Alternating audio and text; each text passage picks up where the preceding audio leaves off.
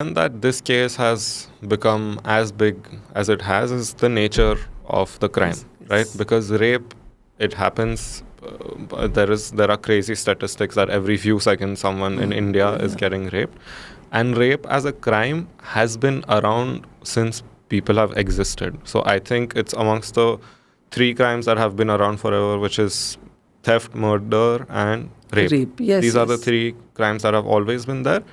And as optimistic as I want to be about the future, I don't think any of these three crimes will ever go away. True. I don't think it will ever stop. Yes, we can reduce Yeah. rapes from happening, but we cannot stop them, because if you see, a lot of rapes happen within the four walls of the house. Yeah.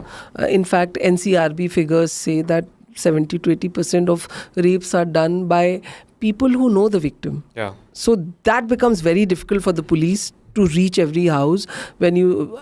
But theft also. But I feel that law, I mean, the rule of law which we so proclaim about, law is not only, it has deterrence.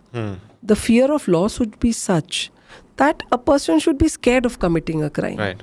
So I will not be the pessimist. I would say we can not make it 100% crime free, but such type of cases, they should be prevented. And how do we prevent it? That is what is very important. Right. Because I'll just share some facts with this. Why this case is so important? Because this has happened in a government medical college. Had it happened on the road, in a deserted area, one could have said, okay, fine, there was nobody there. That girl was going in the dark. Like things what are talked about. These are obviously things that you're not saying in from a point of view that okay, it's understandable if it happened. Then it's still It's still. But why messed up. this carries more weight and so much outrage, and why people are protesting is because you think within the four walls of a government medical college, I will be safe. Right. It is your workplace. So when I come to work in your office, if I've come in the studio, I will expect that I will have safety. Yeah.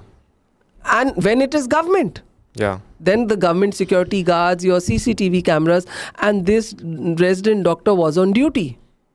So even for cops who are on duty, if you stop them from doing their duty or you misbehave with them, there are laws that can put you behind bars. Yeah. So here was a resident doctor who was on duty. And that to a doctor, like Yes. a doctor, you and think, and in a workplace, we have something called Vishaka guidelines. We have the sexual harassment at workplace law, which says if you have women working, you have to. There are certain things which have to be fulfilled, Yeah. like a restroom, washroom, safe areas. Because Supreme Court has time and again said, right to life means right to work also in a safe atmosphere. yeah. So it violates your fundamental right. And I think this is what is very important and why people are enraged, that it has happened in a government hospital.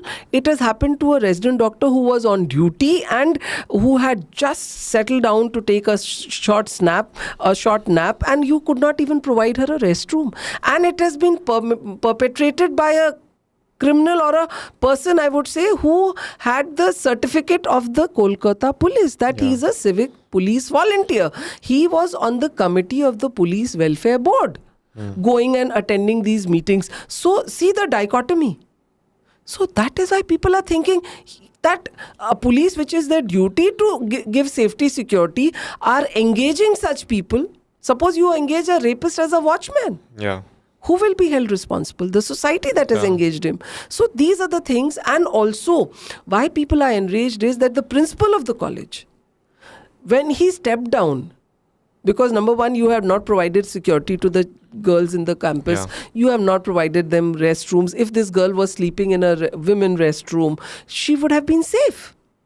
Why did she have to go and sleep in a seminar room, which would be huge, dark, deserted? It was on the second floor. Yeah. Even if she had made noises or shouted, nobody would have heard it. Yeah. So It is the system which is responsible for her rape and death by not providing her safe places, which time and again the courts have said, the law says that if you are having women in your complex, in your institution, you have to give them drops. In the night, there is a provision that you have to pick and drop. You have to give. So it's the system which is responsible, and the anger is much obvious. And then the principal, not only he steps down because of the outrage, he is immediately given charge within 12 hours, 10 hours of another hospital. So it shows the apathy of the administration. It shows the callousness of the government, that a person who has been there for 3 years has not provided restrooms, has not provided security guards, has not provided for the welfare of the resident doctors. You are awarding him by giving him principalship of another college. Yeah. And that was what was expressed by the Calcutta High Court.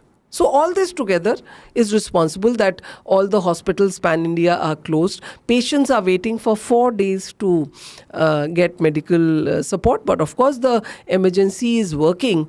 But if you see, it's the common man only who's suffering. Suffering.